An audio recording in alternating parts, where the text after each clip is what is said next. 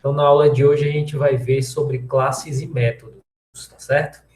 Eu vou apresentar para vocês, formalizar o que são as classes, que inclusive a gente já usou essas classes, a gente já definiu uma classe naquela aula sobre plataforma Java, mas dessa vez eu vou formalizar para vocês o que é uma classe, vou falar do conceito de abstração, vou definir objetos e mostrar para vocês como é que a gente define os objetos, falar bastante das diferenças e semelhanças entre objeto e classes, falar de instâncias e falar um pouco mais sobre a representação, que é o diagrama de classe, que a gente também já começou a mexer, e hoje a gente vai evoluir no desenvolvimento do nosso projeto, já fazendo boa parte do diagrama de classe do nosso projeto e também algumas de suas classes.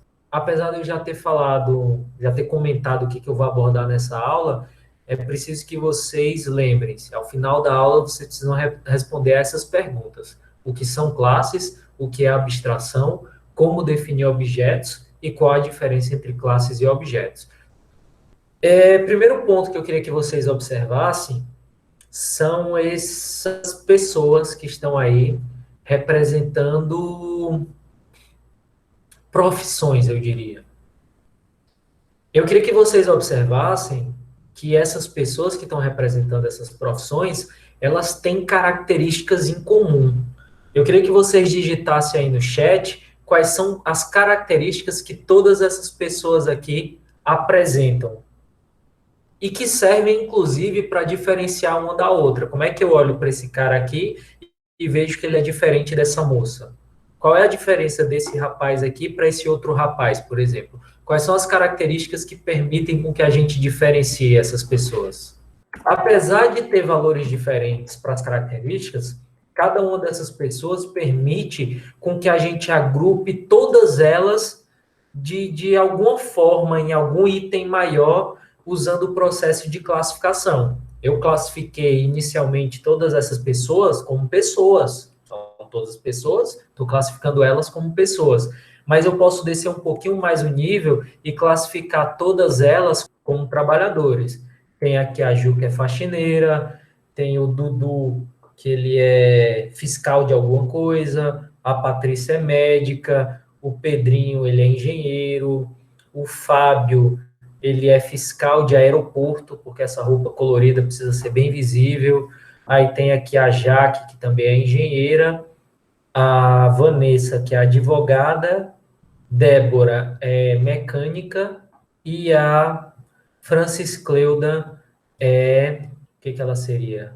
Talvez ela fosse arquiteta e essa daqui fosse engenheira, certo? Mas a gente consegue definir as profissões de cada um desses trabalhadores, certo? Porque eles são trabalhadores.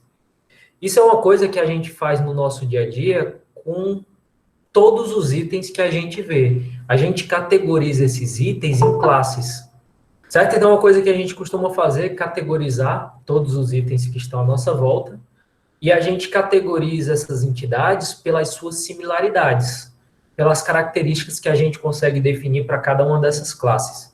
Por isso que a partir de agora, na videoaula sobre plataforma Java, eu falei para vocês que a gente podia pensar na classe como a estrutura básica de qualquer programa orientado a objetos, ou de qualquer programa em Java, mais especificadamente. Mas, na verdade, agora que a gente vai se aprofundar nesse conceito, a gente precisa começar a entender a classe como uma abstração que possui atributos e métodos que vão caracterizar itens ou entidades semelhantes. Semelhantes porque elas podem ser caracterizadas pelos mesmos atributos e elas podem realizar as mesmas ações. Mas são diferentes porque o valor de cada atributo é diferente. Por exemplo, o trabalhador ele tem um atributo peso. Aqui eu entrei na quarentena com peso de 83 quilos, eu estou nesse momento com peso de 90x. E aí você tinha, por exemplo, a Débora ali que pesava 62 e a Ju que pesava 55. Então, cada trabalhador tem um valor diferente para o seu atributo peso, mas todos os trabalhadores têm o atributo peso. Por meio da classe, a gente vai conseguir definir esse conjunto de entidades que têm os mesmos atributos e os mesmos métodos, mas, claro, valores diferentes, certo? Na classe eu vou descrever o atributo que descreve aquela entidade e o tipo daquele atributo, certo? Na classe eu não defino o valor. Na classe eu defino qual é o atributo e qual é o tipo daquele atributo. Então eu vou definir na classe os tipos dos meus atributos e quais são esses atributos. Além disso, eu vou definir os comportamentos dessas entidades. Os comportamentos que a gente define nas classes, a gente vai definir por meio dos métodos. Por exemplo, o trabalhador, vocês falaram que ele tem salário, é um atributo dele, salário.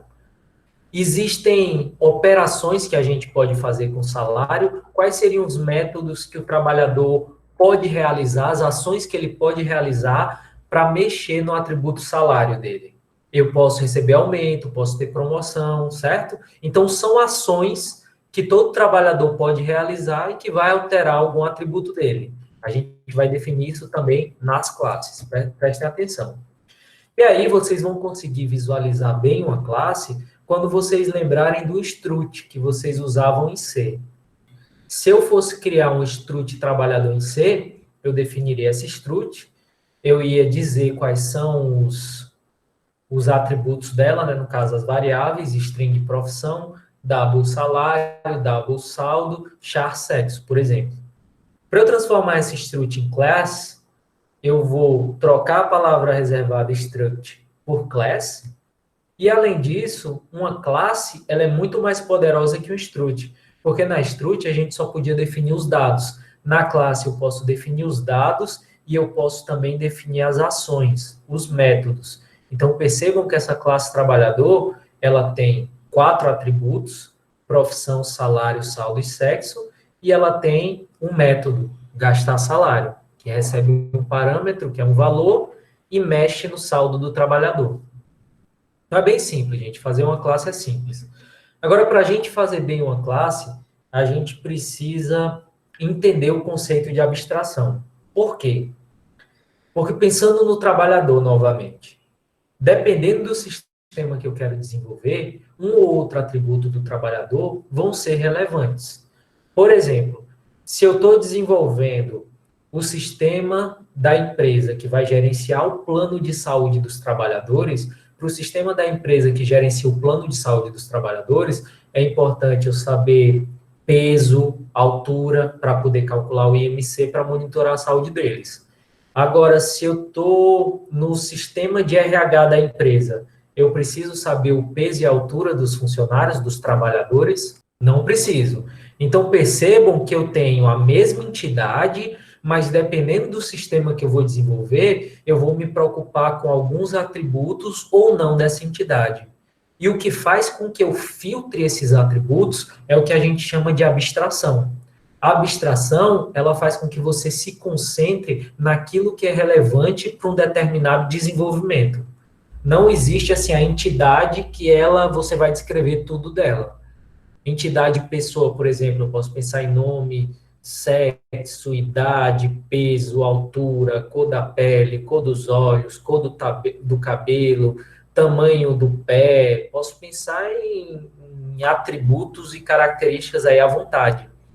Mas para cada sistema que eu vou desenvolver, eu vou abstrair, eu vou filtrar, eu vou escolher somente as características que vão ser relevantes para aquele sistema, que eu preciso armazenar naquele sistema, tá certo? Então, na orientação a objetos, a gente se preocupa muito com esse processo de abstração, que a gente vai olhar para um objeto do mundo real e a gente precisa representar esse objeto no sistema computacional que a gente está desenvolvendo. Mas olhar para um objeto do mundo real e colocar os dados dele no computador, a gente teria uma infinidade de dados que a gente poderia colocar. A gente não vai perder espaço de armazenamento e tempo programando dados que não vão ser usados, certo? Então, a gente abstrai e vai se concentrar somente naquilo que é importante para cada aplicação.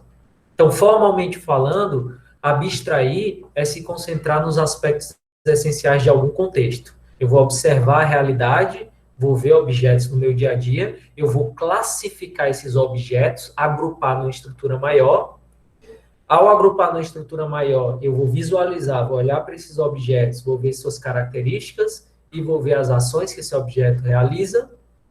Vou filtrar essas características e essas ações por meio do processo de abstração.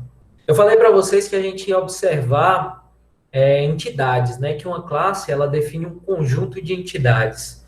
Agora, o que são essas entidades? As entidades não são o Gasparzinho, o fantasminha camarada, não. Essas entidades que uma classe define são justamente os objetos. Eu falei para vocês na aula de plataforma Java que a classe era a estrutura básica da programação orientada a objetos, que a classe era a estrutura básica do Java.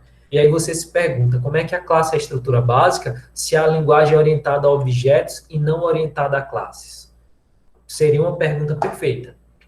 A gente vai criar objetos. Agora, para que a gente crie objetos, use esses objetos e faça os programas funcionarem com esses objetos, a gente precisa classificar esses objetos em moldes, que vão ser as classes. É na classe que a gente define quais são os atributos do objeto, quais são suas variáveis de instância.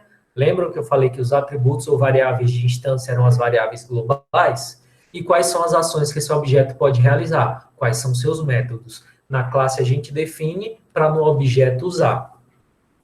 E já iniciando a questão de objeto, se você for buscar no dicionário Aurélio, ele vai dizer que objeto é tudo aquilo que oferece à vista, que afeta os sentidos. Todo objeto possui características e ações associadas, que são os métodos.